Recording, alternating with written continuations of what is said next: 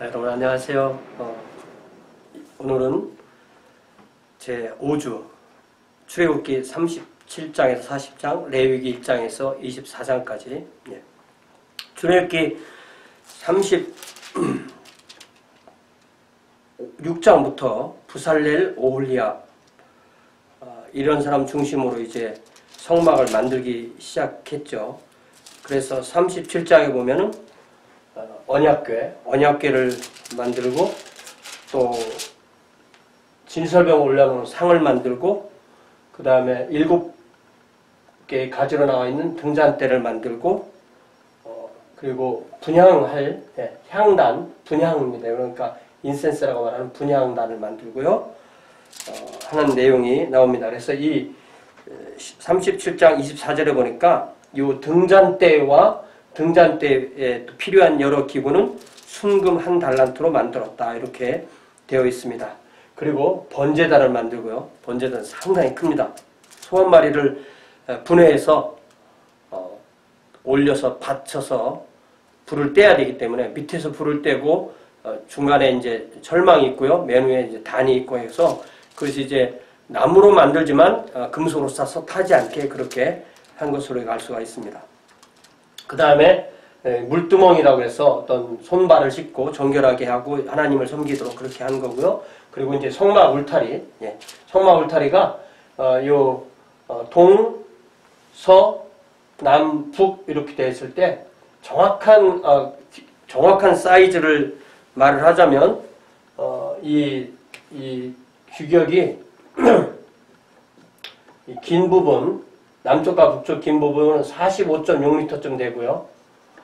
요 동과 서쪽은 22.8m 이렇게 큐빗으로 50큐빗과 20큐빗을 좀 더 명확하게 이렇게 계산을 하면 저렇게 됩니다. 자, 그리고 그렇게 해서 이 성소 건축에 들어간 모든 재료를 다시 총계를 낸 거에서 금만으로 칠 때 24절에 보니까 성소 건축 비용으로 들인 금은 성소의 세겔로 29달란트와 730세겔이다. 이렇게 되어 있고요. 39장에서는 이제 대제사장의 옷, 제사장들 그 대제사장의 옷, 또 그 흉패, 또 제사장의 여기 30절에 보니까 그들이 또 순금으로 거룩한 패를 만들어 도장을 새김같이 그 위에 여호와께 성결이라 새기고 그 패를 청색끈으로 관 전면에 달았으니 여호와께서 모세에게 명령하신 대로 하였더라. 그러니까 대제사장이 대제사장의 그 모자, 관을 쓰고 그 관 위에 금으로 만든 것에 패를 만들어서 도장새긴 같이 도장새겨서 여호와께 성결이다. 이렇게 해서 이 대제사장은 하나님과 가장 가까이 가는 사람이기 때문에 특별히 더 신경을 쓰게 됩니다. 이 대제사장이 바로 사실은 살아있는 성전은 어떤 기구이고 공간이고 그렇지만 그 안에서 일하는 대제사장이 살아있는 성전이라고 그렇게 말할 수가 있죠. 자, 그래서 40장에 보면은 17절에 둘째 해 첫째 달 곧 그 달 초하루에 성막이 완성되는 겁니다. 그래서 여기에 그동안 우리가 쭉 나오는 이 달력은 출애굽이 1446년 음력으로 1월 14일 이때가 6월절이에요. 이때가 이제 출애굽 그러니까 나온 첫 해죠. 그러니까 그 다음에는 45년 1월 1일에 성막이 완성됐다. 그런 말입니다. 그래서 34절에 보니까 구름이 회막에 덮이고 여호와의 영광이 성막에 충만하며 모세가 회막에 들어갈 수 없었으니 이는 구름이 회막 위에 덮이고 여호와의 영광이 성막에 충만하면서 막상 이걸 완성을 했는데 그 구름이 충만하고 영광이 충만해서 모세도 들어갈 수가 없었다.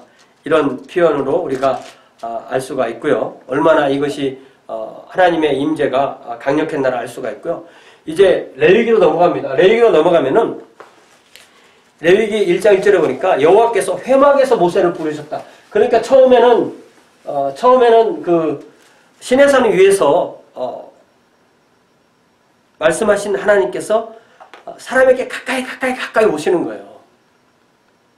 그러니까 하나님께서 우리에게 가까이 오신다는 이야기는 하나님께서 우리에게도 하나님께 가까이 오고자 하는 그 마음을 주신다는 겁니다. 그래서 제가 지난 주일에 설교한 이 히브리서 말씀 한 곳에 이런 말씀 우리가 좀 그 귀를 기울여서 봐야 됩니다. 히브리서 7장 19절에 보니까 율법은 아무것도 온전하게 못할지라. 그러니까 구약의 모든 이 제사제도는 예수 그리스도를 향해서 예수 그리스도께서 갚아 주실 것을 기대하면서 드리는 사용하는 크레딧 카드 같은 겁니다.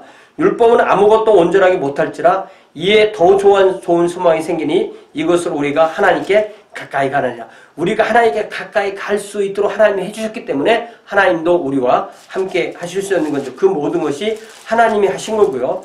또 하나 이 구약의 모든 제사를 생각할 때마다 우리가 반드시 기억해야 될 구절이 고린도후서 5장 19절인데 곧 하나님께서 그리스도 안에 계시사 이 그리스도 안에 하나님이 계시는 거예요. 이게 얼마나 신기한 표현이에요. 네. 그리스도 안에 하나님이 계셔서 우리를 이 안으로 들어가게 하시는데 우리 이 안으로 들어가게 하시는 하나님이 바로 성령 하나님이죠. 여기 하나님이 그리스도 안에 계시사 세상을 자기와 화목하게 하시며 그들의 죄를 그들에게 돌리지 아니하시고 우리가 예수 그리스도 안에 있으면 우리의 죄가 더 이상 죄가 아니죠. 또한 그 화목하게 하는 말씀을 우리에게 또 다른 세상에 가서 전하라고 하신 이 구조가 바로 이 구조가 되는 것입니다. 자, 그래서 이제 회막을 완성하시고 회막에서 해주신 말씀이 이 레위기의 전반적인 말씀을 이루고 레위기나 민수기나 이런 데서 나올 때 하나님의 말씀이 임하는 장소는 바로 이 회막 안에서 하나님의 말씀이 임한다는 것을 알 수가 있습니다. 사실은 이 번제단 앞에 그 법궤 위에 하나님의 하나님께서 임하시는 그 자리에 그러니까 아마 모세는 그곳에 가서 말씀을 듣지 않았나 지금 그런 생각하게 됩니다. 자, 이 레위기 레위기에는 이제 제사가 나오는데요. 제사는 잘 보면 뭐 여러 가지 특징이 있지만 제사는 잘 보면 하나님께서 사람에게 땅에서 난 것,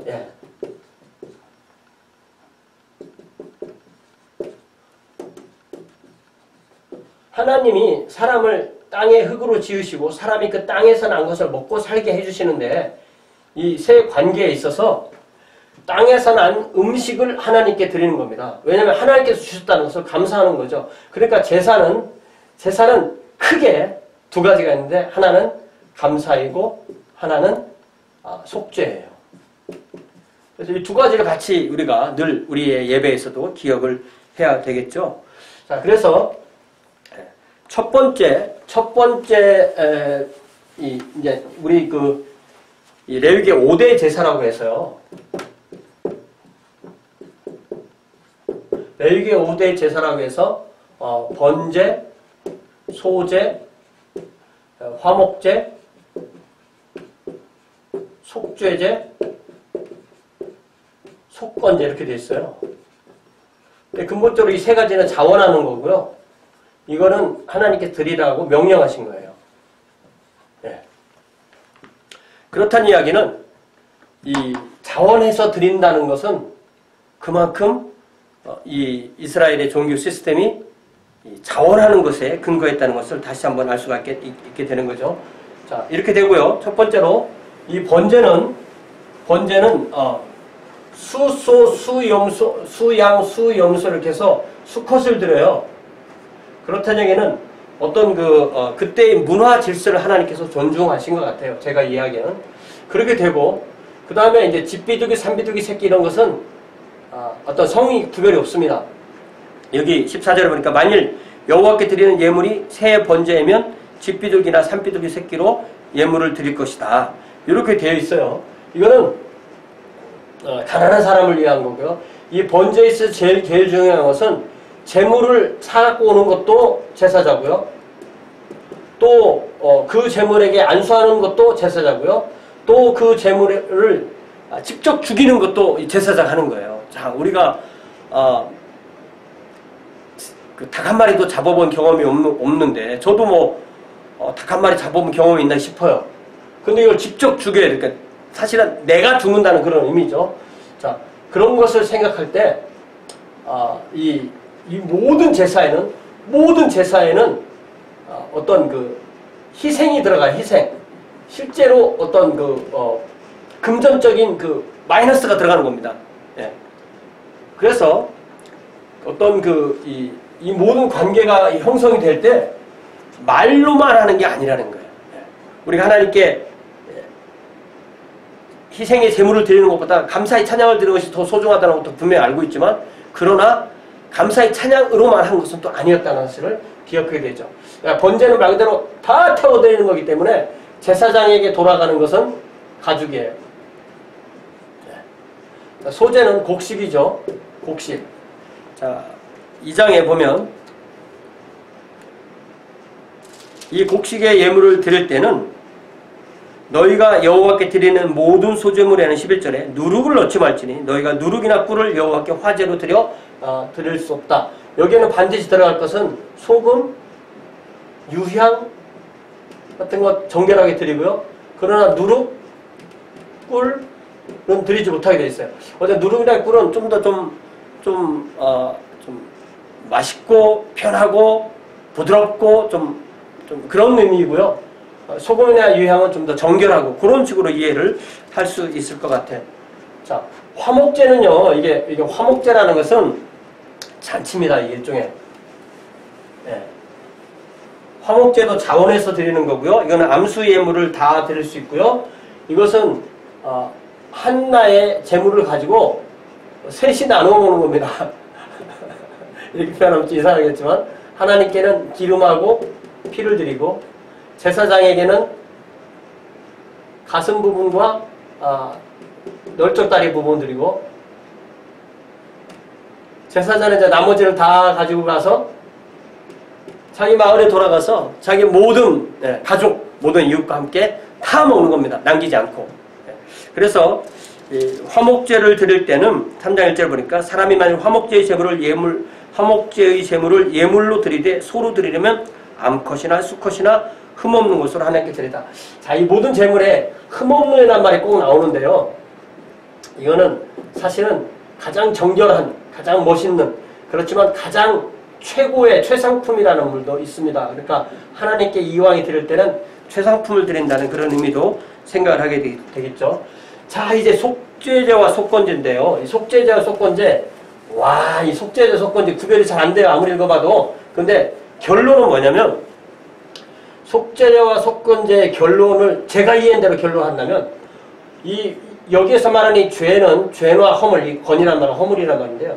죄나 허물은 다 고의적인 죄가 아니라 부지중에 지은 죄입니다. 그걸 어떻게 구별하냐가 불분명할 수도 있겠지만 다시 말하면은 내가 저 사람을 미워서 저 사람을 어떤 살인 도구로 사서 계획을 세서 죽여놓고 제사 지냈으니까 나는 사함 받았습니다. 이게 아니라는 거예요. 네. 자, 그러니까 둘 다 죄인데 속죄죄는 순전히 하나님께 종교적으로 양심적으로 지은 죄만 말하는 거예요. 하나님께만. 이거는 하나님께 했고 이것은 배상이 불가능한 것. 배상할 방법이 없는 것. 속건제는 하나님께든 성소에든, 그러니까 엄밀하게 말하면 하나님께지만 하나님의 제사제나 성소나 이런 것도 되겠죠. 또 어떤 사람에게든 이것이 배상이 가능할 때, 제사장이 지을 죄는 것든 회중이 지은 죄는 것든 개인이 지은 죄든 배상이 가능할 때 이 배상을 하고 하나님께 제사를 드리라는 거예요. 그러니까 배상이니까 1 더하기 5분의 1이에요. 20%. 그러니까 1000불을 자기도 모르게 사기를 쳐서 그것을 돌려줄 때는 1200불을 돌려주라는 거죠. 그리고 하나님께 와서 또 제사를 드리라는 거예요. 그 이야기는 모든 죄는 하나님께 지은 죄지만 이 배상이 가능한 것은 배상할 때, 배상이 들어갈 때는 속건제라고 그렇게 이해를 합니다. 자, 그래서 여기 4장 2절에 속죄제에 대해서의 규제 중에 보면은 제사장이 범죄를 했을 때는 만일 기름을 부음 받은 제사장이 범죄하여 백성의 허물이 되었으면 그가 범한 죄로 말미암아 흠없는 숫송아지로 속죄제물을 삼아 여호와께 드릴지니 그 숫송아지를 회막문 여호와 앞에서 끌어다가 그 숫송아지의 머리에 안수하고 그것을 여호와 앞에서 잡을 것이요 여기께서 잡고 그 다음에 기름 부음을 받은 제사장은 그 숫송아지의 피를 가지고 회막 안에 들어가서 이 성소와 지성소의 앞에 있는 거기까지 들어가서 그 제사장이 손가락에 그 피를 찍어 여호와 앞 곧 성소의 휘장 앞에서 7번 뿌린다. 그러니까 우리가 피를 뿌리면 더러워지기 아니라는데 오히려 피를 뿌리면서 정하게 하는 것입니다. 그것이 바로 희생인 거죠. 자, 5장에 이제 속건제에 대한 것을 쭉 나오는데 첫 번째는 만일 누구든지 저주하는 소리를 듣고서도 증인이 되어 그가 본 것이나 알고 있는 것을 알리지 아니하면 이것도 그것을 공동체에게 알리지 않은 것을 잘못한 거기 때문에 그거에 대한 허물을 자기가 치라는 그런 말씀으로 이해를 할 수가 있습니다. 자, 6장, 7장은 다시 이 제사장들이 이러한 제사를, 이 5가지 제사를 어떻게 이끌어야 될 것인지를 얘기를 하고 있습니다. 그래서 6장 29절에 보니까 제사장인 남자는 모두 그것을 먹을지니 그것은 거룩하니라. 하나님께 드린 예물을 말하는 거죠. 그러나 피를 가지고 회막에 들어가서 성소에게 속죄하게 한 속죄제 제물에 고기는 먹지 못할지니 불사할지니라. 이렇게 어떤 규정이, 그거에 따른 모든 규정이 있다는 것을 알 수가 있습니다. 자, 그래서 7장에서도 계속해서 속건제에 대한 것, 또 화목제물, 다시 피와 기름은 먹지 말아라는 말씀 해 주시고요. 그러니까 그러면서 이 피에 대해서 나중에 나오지만 피는 바로 어떤 생명과 동등하게 여긴다는 거죠. 자, 그래서 7장의 뒷부분에 보면 35절에 이는 여호와의 화제물 중에 아론에게 돌릴 것과 그 아들들에게 돌릴 것이니 그들을 세워 여호와의 제사장 직분을 행하게 한 날 곧 그들에게 그 기름 부은 날에 여호와께서 명령하사 이스라엘 자손 중에서 그들에게 돌리게 하신 것이라 대대로 영원히 받은 소득이니라. 그러니까 이 모든 제사를 통해서 이스라엘과 하나님께서 함께 하시지만 그 앞에서 일어나는 제사장 레위인들은 그 제물에서 나오는 것을 먹게 되어 있는 거예요. 이 번제만, 가죽만 남죠. 나머지 것은 다 제사장의 몫이 따로가 있습니다. 이 가죽도 제사장의 몫입니다. 자, 8장에 보니까 이제 이 아론과 그의 아들들도 피를 뿌려서 거룩하게 하는 말씀이 나오죠. 30절에 모세가 관유와 제단 위에 피를 가져다가 아론과 그의 옷과 그의 아들들과 그의 아들들의 옷에 뿌려서 아론과 그의 옷과 그의 아들들과 그의 아들들의 옷을 거룩하게 하고 모세가 아론과 그의 아들들에게 이르되 내가 이미 명령하기를 아론과 그의 아들들은 먹으라 하셨은즉 너희는 회막문에서 그 고기를 삶아 위임식 광주리 안에 떡과 아울러 그곳에서 먹으라 이렇게 말씀하시죠. 그러니까 제사장들은 하나님을 제사 지내면서 거기서 나오는 재물을 먹고 살게 하는 것이 하나님의 뜻이다라는 것을 알 수가 있습니다. 이제 처음으로 이 모든 것을 다 완성해서 제사를 드리는 내용이 9장 마지막에 나오죠. 아론이 백성을 향하여 손을 들어 축복함으로 속죄제와 번제와 화목제를 마치고 내려오니라. 속죄제, 화목제, 번제, 요것이 처음에 드린 3가지를 한꺼번에 드린 거죠.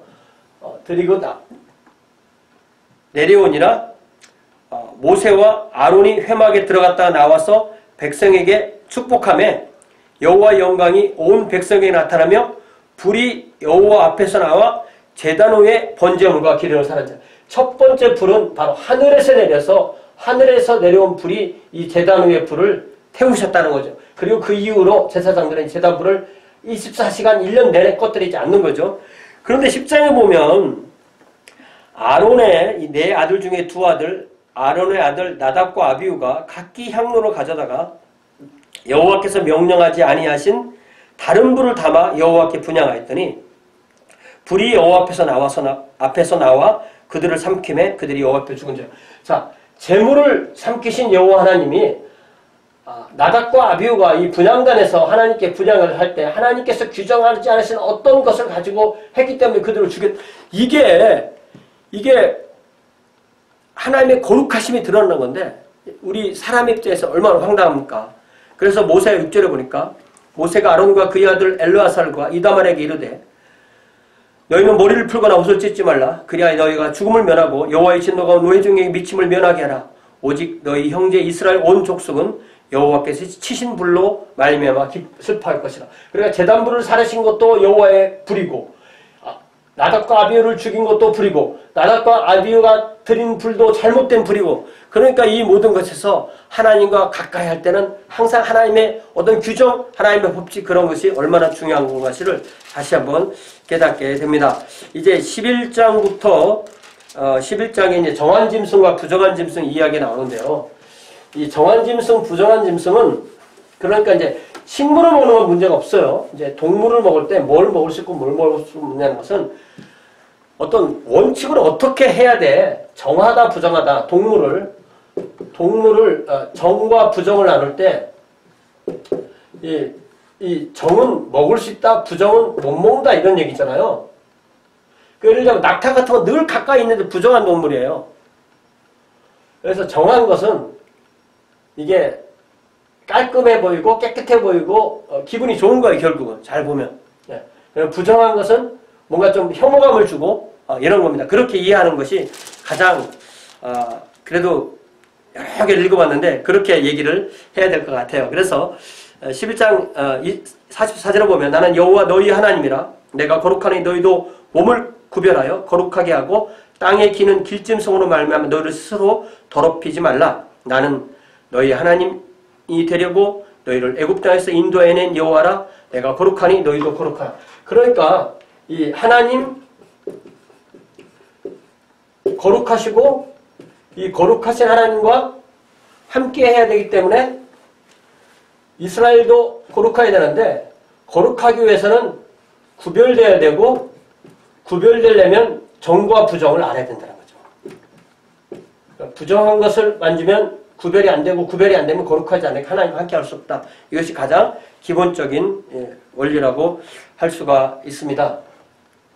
자, 그런데 12장에 보면은 도대체 이 정과 부정의 개념에서 아들을 낳았을 때와 딸을 낳았을 때는 정확하게 2배. 아들을 낳았을 때는 일주일 7일 동안 부정하고 딸을 낳을 때는 2주간 부정하다. 산모가 아들을 낳았을 때는, 딸을 낳았을 때는, 아들을 낳았을 때는 7일, 딸을 낳았을 때는 14일이 부정하다. 이게 무슨 성차별이냐 이거죠. 그래서 제가 처음에 창세기 1장을 말씀하실 때 창조의 관점에서는 차별이 없다.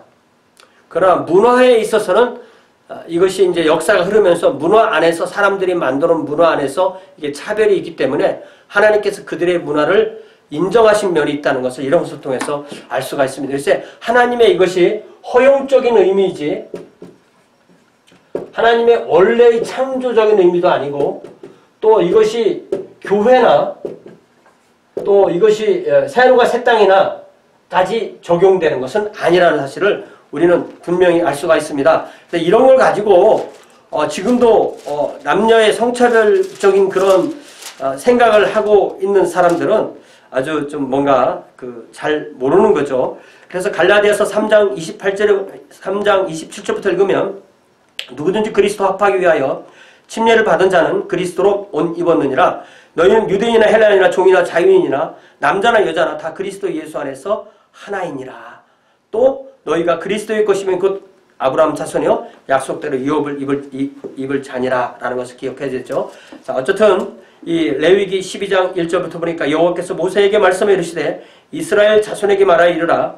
여인이 임신하여 남자를 낳으면 그는 이래 동안 부정할 것이요 곧 월경할 때와 같이 부정할 것이며 8전에는 그 아이의 포피를 뺄 것이다. 이렇게 되어 있죠. 이제 13장, 14장은 어떤 피부 전염병이냐, 전염병이 아니냐, 그리고 어떤 가호까지도 그게 전염되는 것이냐, 아니냐, 그런 것을 규정한 겁니다.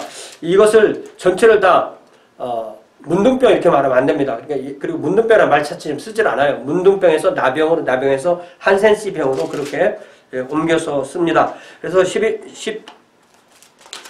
13장 38절 보니까 남자나 여자의 피부에 색점, 곧 흰색점이 있으면 제사장은 진찰할지니 그 피부의 색점이 부유스름하면, 이 부유스름하다는 게 좀 애매하지만 뚜렷하지 않은 그런 뜻이래요. 이 덜이라는 영어로 보니까.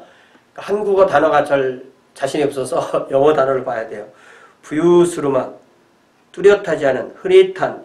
그래서 영어로는 덜 화이트라고 했는데 어두운 흰색 이렇게 번역했어요. 제사장은 진찰할지니 그 피부의 색점이 부유스름하면 이는 피부에 발생한 어루럭이라 그는 정하다. 전염되는 것이 아니다. 그런 의미죠. 또 14장에서는 이제 이런 그 집에까지도 그러한 그 어떤 그 곰팡이나 이런 것이 생기는 거죠. 여호와께서 모세와 아론에게 말씀해 이르시되 내가 내게 기업으로 주는 가나안 땅에 너희가 이를 때 너희 기업의 땅에서 어떤 집에 나병 색점이 발생하게 하거든 그 집 주인은 제사장에 가서 말하여 알리기를 무슨 색점이 집에 생겼다 할 것이요 라고 하라고 되어 있습니다. 이것이 다 어떤 그 함께 살기 위해서 하는 건데 이 14장에 잘 보면 이러한 것을 주시는 분의 주체를 아예 그냥 하나님으로 정의했어요.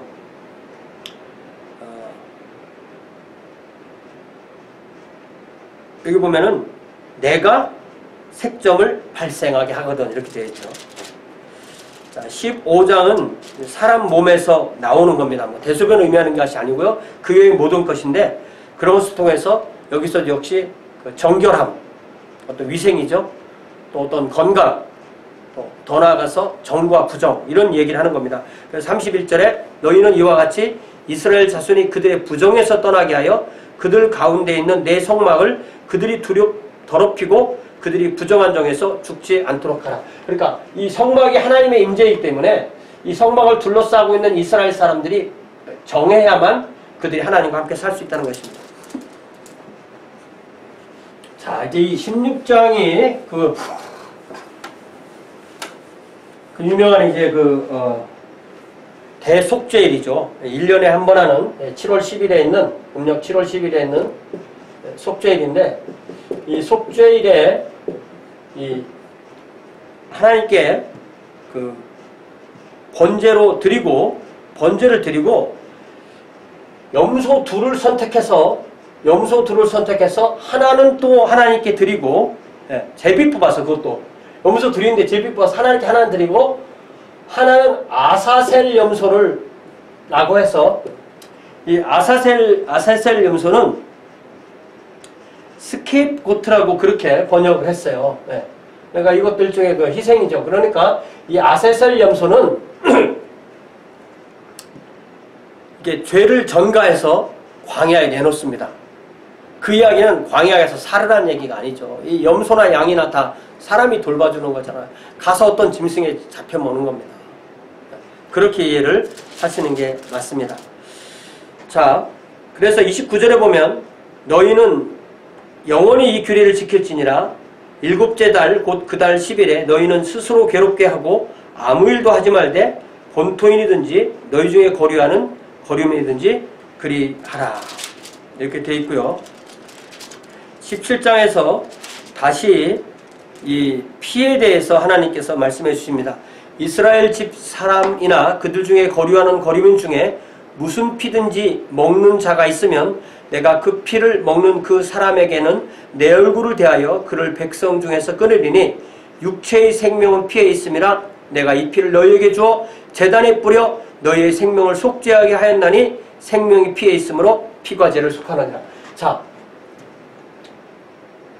우리가 죄인이죠. 사람이 죄를 지었으면 죽어야 되죠.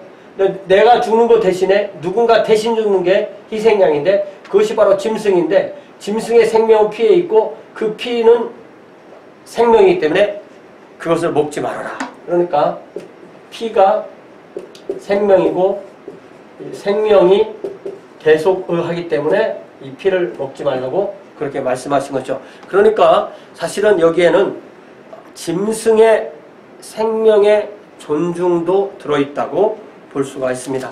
18장부터는 어떤 이 성에 관한 윤리를 포함하고 있는 어떤 그런 그 풍속에 관한 거고요. 그러면서 26절을 보니까 그러므로 너희의 동족이나 혹은 너희 중에 거류하는 거류민이나 내 규례와 내 법도를 지키고 이러한 가증한 일에 하나라도 행하지 말라. 너희 전에 있던 그 땅 주민이 이 모든 가증한 일을 행하였고 그 땅도 더러워졌느니라. 너희가 더럽히면 그 땅이 너희가 있기 전 주민을 토함같이 너희도 토할까 하노라. 그러니까 이게 바로 아까 제가 계속 얘기했던 이 하나님과 땅과 사람의 관계죠. 하나님이 사람을 땅 위에서 살도록 그렇게 하셨는데, 이 사람이 하나님의 말씀을 잘 지키면 땅과의 관계도 좋은 거예요. 그런데 이 사람이 하나님의 불순종하면 땅이 사람을 내친다고 돼 있어요. 그러니까 이 하나님, 사람, 땅, 이건 항상 이렇게 관련이 되는 겁니다. 자, 19장은 어떤 사람들은 10계명 해설이라고 그래요. 이거 갖다 10계명을 확장한 거라고 그렇게 말할 정도로 하나님과 사람을 어떻게 잘 사랑하고 섬기나, 하나님을 섬기고 이웃을 사랑하는. 그래서 17절에 너는 내 형제를 마음으로 미워하지 말며 내 이웃을 반드시 견책하라. 그러면 내가 그에 대하여 죄를 담당하지 아니하리라. 죄가 전문되지 말게 하라는 거죠. 원수를 갚지 말고 동포를 원망하지 말며 내 이웃 사랑하기를 내 자신과 같이 사랑하라. 나는 여호와니라. 신약에도 인용되는 아주 중요한 죄입니다. 자, 20장에는 또다시 어떤 그런 정결한, 또 부정한, 또 특별히 어떤 성적인 그런 죄에 대해서 말씀하시고요. 다시 26절에 너희는 나에게 거룩할지어다. 이는 나 여호와가 거룩하고 내가 또 너희를 나의 소유로 삼으려고 너희를 만민 중에서 구별하였음이라. 그러니까 하나님과 이스라엘, 하나님, 이스라엘, 만민,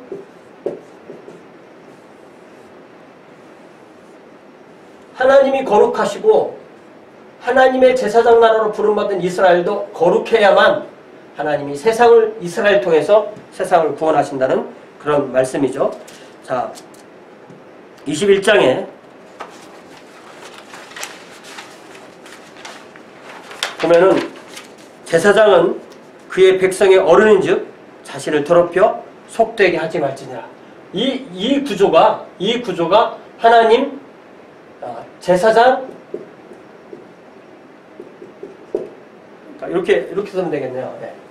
이 구조가 이스라엘이 제사장 나라이지만 이스라엘이 백성일 때는 또 하나님과 이스라엘 사이에 제사장이 또 있는 거죠. 그렇기 때문에 제사장은 나이가 어려도 이제 25세 제사장이 됐어도 이미 백성의 어른이다. 이렇게 우리가 이해를 할 수가 있습니다.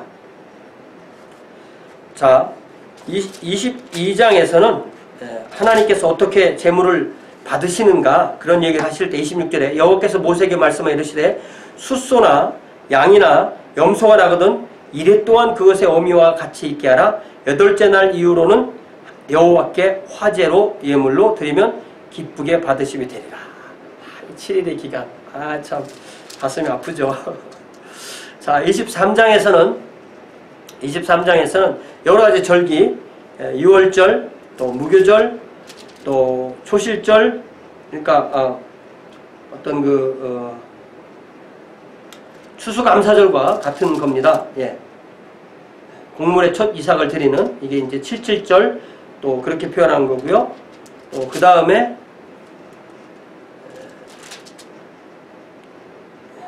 유월절기가 이 초실절기와 같고요. 두 번째 곡식을 바치는 절기가 이게 77절입니다. 네. 이제 오순절이라고도 하고요.